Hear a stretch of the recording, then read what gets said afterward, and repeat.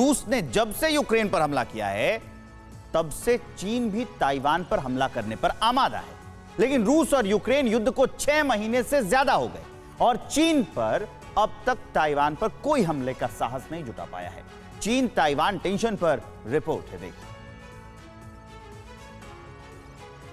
रूस यूक्रेन युद्ध पिछले 194 दिनों से जारी है और जिस तरह से जेलेंस्की के जवानों ने पुतिन की आर्मी को टक्कर दी है, उसके बाद से पीपुल्स लिबरेशन आर्मी भी फूंक फूंक कर कदम उठा रही है। चीन के राष्ट्रपति शी जिनपिंग भी ताइवान पर हमले की हिमाकत नहीं कर रहे। राष्ट्रपति जिनपिंग को भी ताइवान से कड़ी चुनौती मिलने का डर सता रहा है, लेकिन ताइवान को न छोड़ना जिनपिंग की मजबूरी है और उसकी आजादी मतलब चीन का USSR जैसा हश होने का खतरा है। और अब एक्सपर्ट ने ताइवान को लेकर जो वार्निंग दी है, उससे चीन की चिंता भी बढ़ सकती है। एक्सपर्ट्स के मुताबिक अगर चीन ने ताइवान की आजादी को मान्यता दे दी और उसे आजाद देश घोषित कर दिया, तो फिर उसके सामने शिनजियांग, तिब्बत और इनर मंगोलिया का सवाल भी खड़ा हो जाएगा। ये बीटल नस्ल की बकरियों को पालते हैं। 1 लीटर दूध को 100 रुपए में बेचते हैं। हर महीने लगभग 30 लाख कमाते हैं।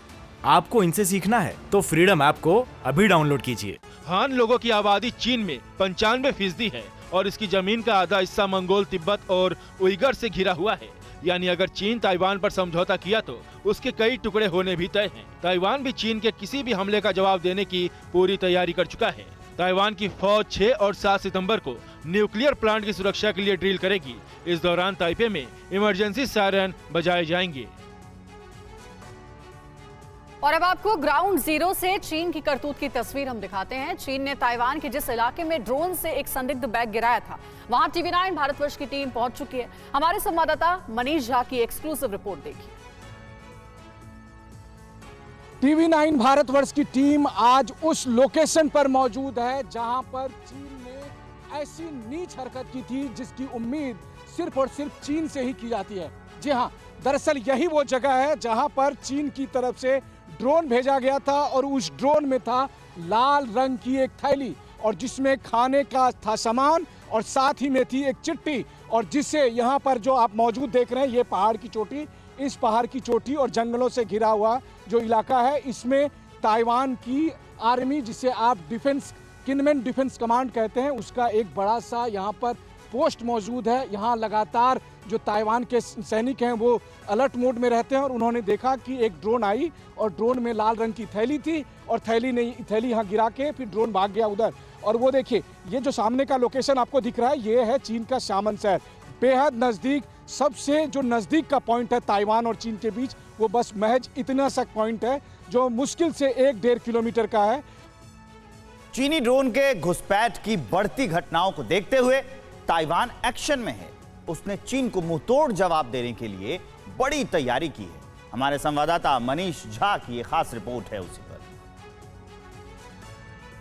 जब से ये ड्रोन एक्टिविटी बढ़ी है तो आप ताइवान स्ट्रेट में मॉनिटरिंग भी देख सकते हैं कि काफी बढ़ गई है। इस समय जो आपको कई सारे दर्जनों स्पीड बोट यहाँ पर दिख रहे हैं, मोटर बोट दिख रहे हैं, ये ताइवान के कोस्ट गार्ड के मोटर बोट हैं जहां वो लगातार निगरानी कर रहे हैं, लगातार पेट्रोलिंग कर रहे हैं और पीछे में वो बड़ा सा शिप भी मौजूद है।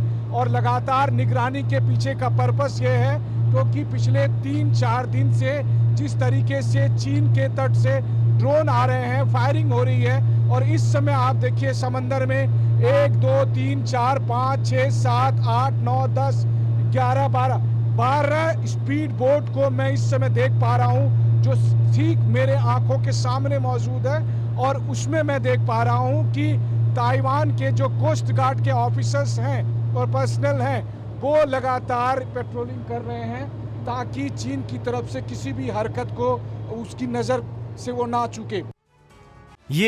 ये बीटल नस्ल की बकरियों को पालते हैं। 1 लीटर दूध को 100 रुपए में बेचते हैं। हर महीने लगभग 30 लाख कमाते हैं। आपको इनसे सीखना है तो फ्रीडम ऐप को अभी डाउनलोड कीजिए।